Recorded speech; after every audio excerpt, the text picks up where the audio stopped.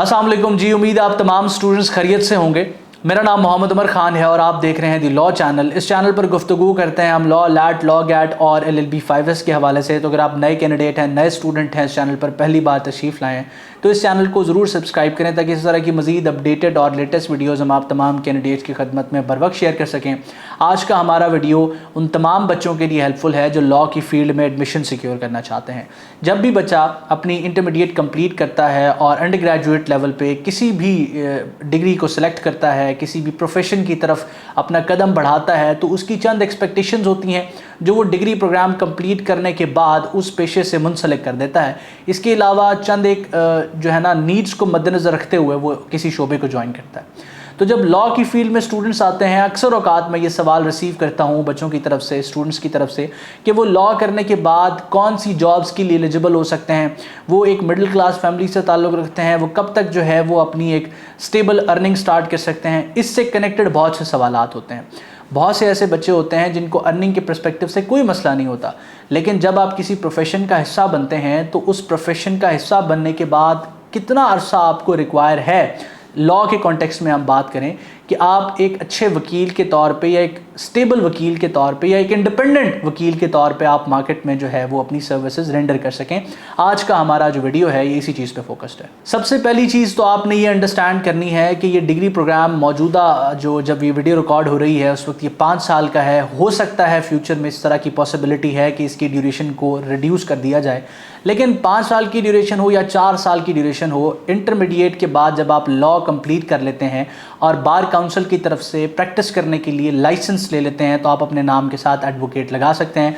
उसके बाद आप किसी भी क्लाइंट को कोर्ट ऑफ लॉ में रिप्रेजेंट कर सकते हैं। इनकी किसी भी साइल का जो मसला है अदालत में, उसके बिहाफ पे आप उसको जो है ना उसके जो क्लेम है उसके लिए लड़ सकते हैं, कंटेस्ट कर सकते हैं। वकील की आम ज़ुबान में डेफिनेशन यही है। तो जब आप किसी भी क्लाइंट को रिप्रेजेंट करने के लिए एलिजिबल हो जाते हैं तो बार काउंसिल आपको लाइसेंस दे देती है। लाइसेंस लेने के बाद अब असल लर्निंग और असल जो कहानी है वो यहाँ से स्टार्ट होती है। बहुत से बच्चे इस एक्सपेक्टेशन के साथ आते हैं कि जी इंटर के बाद लॉ करेंगे, लॉ के बाद जब लाइसेंस मिल जाएगा तो लाइसेंस के बाद हमारी तो अर्निंग स्टार्ट हो जाएगी या कोई एक मखसूस हमारा सोर्स इससे कनेक्ट हो जाएगा। तो ऐसा बिल्कुल नहीं है।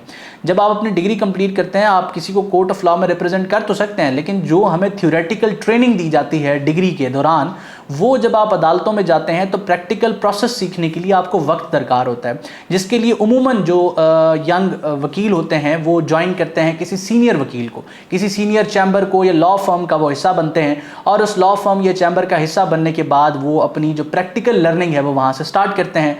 जब सीनियर के पास कोई केस आता है आप वहाँ से सीखते हैं केस किस तरीके से फ़ाइल होना है, किस तरीके से उसका प्रोसेस चलेगा। उसके बाद जब डिसीजन आएगा तो उसकी अपील कहाँ पर फ़ाइल होगी, कैसे फ़ाइल होगी और किस तरीके से वो प्रोसीड होगी।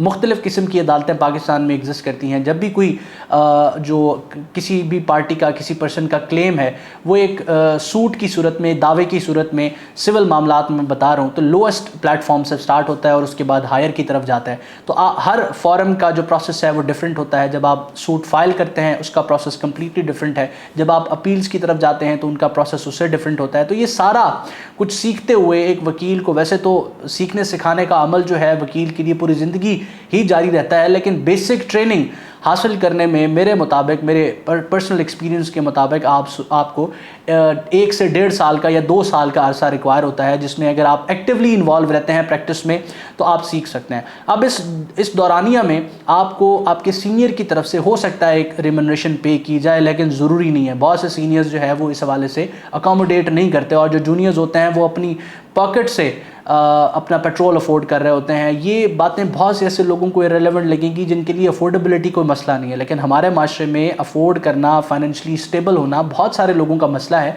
इसी वजह से हम फाइनेंशियल कॉन्टेक्स्ट में भी इसको डिस्कस कर रहे हैं। अब वो तमाम लोग जो इस 1 से 2 साल के अरसे में प्रैक्टिकल चीज़ें सीख लेते हैं, इसके साथ साथ उनके कनेक्शंस भी बन जाते हैं और वो सोशल होते हैं, लोगों से कनेक्टेड होते हैं, तो वो अपनी इंडिपेंडेंट प्रैक्टिस स्टार्ट कर सकते हैं। और इंडिपेंडेंटली जब आप क्लाइंट्स को रिप्रेजेंट करना स्टार्ट करते हैं तो अल्टीमेटली फिर आपकी जो इनकम है वो एक स्टेबल जो है वो जनरेट होना स्टार्ट हो जाती है। तो अब ये तो मैं पाथ आपको वो बता रहा हूँ जो प्रैक्टिस का पाथ है, और इस पाथ में अगर आप एफर्ट्स पुट करते हैं, कंटिन्यूस काम करते हैं, तो आपको 3 से 4 साल का अरसा जो है डिग्री कंप्लीट करने के और लाइसेंस लेने के बाद रिक्वायर होता है कि आप एक stable source of income generate कर लें। پھر وہ اسٹیبل سورس آف انکم ہمیشہ آپ کی محنت اور آپ کی جو پاپولیرٹی ہے امنگ دا سوسائٹی اور جو آپ کے نمبر آف کیسز ہیں اس پہ ڈپینڈ کرتی ہے. جتنے زیادہ نمبر آف کیسز یا جتنی آپ کی سروسز اچھی ہیں, مہنگی ہیں اور فار ایگزامپل ان کی ضرورت ہے, نیڈ ہے, اس اکارڈنگ پھر آپ کی ارننگ بڑھتی ہے. اور ان کمپیریزن جو لوگ جاب کی طرف جاتے ہیں یا جو کسی دوسری فیلڈ میں ہوتے ہیں اور وہ جاب کر رہے ہوتے ہیں, ان کا سورس اسی سنگل پوائنٹ سے, جیسے ڈگری ختم ہوئی جاب ملی اسٹارٹ ہو گیا, اور ان کی گروتھ اس طرح سے نہیں ہو پاتی جس طریقے سے اگر فار ایگزامپل آپ ایک ایسے پروفیشنل ہیں جو اپنی سروسز دے رہے ہیں, چاہے آپ ڈاکٹر ہیں, چاہے آپ جو ہے وہ کوئی سیلف امپلائڈ پرسن ہیں, تو آپ کی جو ارننگ ہے, آپ کی جو انکم ہے وہ آپ کی سکلز کے اوپر ڈپینڈ کرتی ہے. تو یہ ایک بات ہے کہ اگر آپ پریکٹسنگ وکیل کے طور پہ اس فیلڈ کو جوائن کرتے ہیں تو آپ کو اتنا عرصہ درکار ہے. تو وہ تمام بچے جو پریکٹس کرنا چاہتے ہیں, یعنی کہ وہ ایک وکیل کے طور پہ سرو کرنا چاہتے ہیں معاشرے کو, تو انہوں نے اپنے ذہن میں اس حوالے سے اپنے آپ کو پریپیئر کر کے آنا ہے کہ جب آپ ڈگری کمپلیٹ کر لیں گے تو آپ کی سورس آف انکم, ایک stable source of income start ہونے میں کم از کم 3 سے 4 سال کا عرصہ آپ کو درکار ہوگا. ایسا نہیں کہ 3-4 سال کے عرصے تک آپ کو کچھ بھی نہیں ملے گا, آپ ارن کر رہے ہوں گے, آپ کی اپنے فار ایگزامپل اچھی پاپولیرٹی ہے, آپ کے کنیکشنز اچھے ہیں, آپ جانے جاتے ہیں, آپ کے پاس لوگ اپنا مسئلہ لے کے آتے ہیں, تو آپ ڈگری کے فوراً بعد بھی ہو سکتا ہے کہ آپ کے پاس کیسز آئیں اور آپ کی ایک steady source of income start ہو جائے. لیکن ایک اسٹیبل سورس تک پہنچنے کے لیے آپ کو میرے ایکسپیرینس کے مطابق اتنا عرصہ درکار ہوتا ہے. اس میں نے لرننگ بھی انکلوڈ کی ہے کیونکہ آپ نے سیکھنا سکھانا بھی ہے. اس کے علاوہ دوسرا طریقہ یہ ہوتا ہے کہ جب آپ ڈگری کمپلیٹ کر لیں, آپ کمیشن ایگزام کے لیے اپنے آپ کو پریپیئر کرنا سٹارٹ کر دیں. کمیشن ایگزام سے ہرگز مراد صرف یہ نہیں ہے کہ آپ نے CSS کرنا ہے یا PMS کر لینا ہے.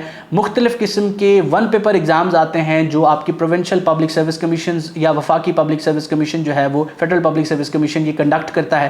آپ اس کی بیسس پہ جو ڈفرینٹ ڈپارٹمنٹس ہیں ان کے لیگل ونگ میں ایز اے لیگل ایڈوائزر جا کے جو ہے وہ سرو کر سکتے ہیں.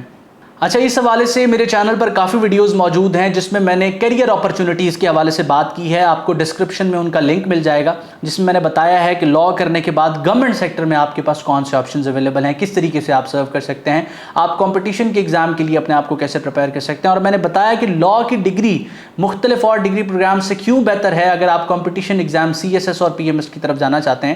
اس کے علاوہ جو میں نے آپ کو گورنمنٹ جاب کی یہاں پر تذکرہ کیا ہے, تو یہاں جتنی اپرچونٹیز لاء کی فیلڈ میں زیادہ ہیں اور جتنا کمپٹیشن لاء کی فیلڈ میں کم ہے, شاید ہی کوئی اور فیلڈ ہو جس میں اتنا کم کمپٹیشن ہو. لیکن میں اگین آپ کو کہوں گا کہ اگر آپ لاء کی فیلڈ کرتے ہیں, آپ اس ڈگری پروگرام کو کمپلیٹ کرتے ہیں, تو فیلڈ میں آنے کے بعد اگر آپ گورنمنٹ سیکٹر کی طرف بھی جاتے ہیں تو جاب لینے میں کم از کم 1 سے 1.5 یا 2 سال کا عرصہ آپ کو پھر بھی لگ جاتا ہے. وہ 1-1.5 سال 2 سال کا عرصہ اس لیے ہے کہ آپ نے اس دورانیہ میں پریپیئر کرنا ہے کمپٹیشن ایگزام کے لیے. اس کے علاوہ جو ہے پھر آپ نے مختلف جاب اپرچونٹیز کا انتظار کرنا ہے. ایسا نہیں ہے کہ آپ نے ڈگری کمپلیٹ کی اور اگلے دن ہی جابز ایڈورٹائز ہو جائیں گی. جب جاب ایڈورٹائز ہوگی آپ نے اس وقت پریپیئرڈ ہوں, اس میں اپلائی کریں اور اس کے بعد کنسیڈر ہو جائیں.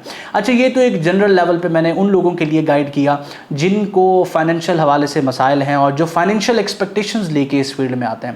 دوسری کیٹیگری ہے جن کو فائنینشیل جو ہے نا اس طرح کا کوئی مسئلہ نہیں ہے, لیکن وہ اپنا ایک کیریئر بلڈ کرنا چاہتے ہیں, ایک اچھے اور سکسیسفل وکیل کے طور پہ اور مستقبل میں قابل جج کے طور پہ جو ہے وہ اس ملک و قوم کو سرو کرنا چاہتے ہیں, سروس دینا چاہتے ہیں. ان کے لیے کیا کیریئر پاتھ ہے؟ ان کے لیے سب سے بہتر کیریئر پاتھ تو یہی ہے کہ اگر وہ لاہور, اسلام آباد جیسے یا کراچی جیسے بڑے شہروں سے تعلق رکھتے ہیں جہاں پر لاء فرمز کا کنسیپٹ ہے.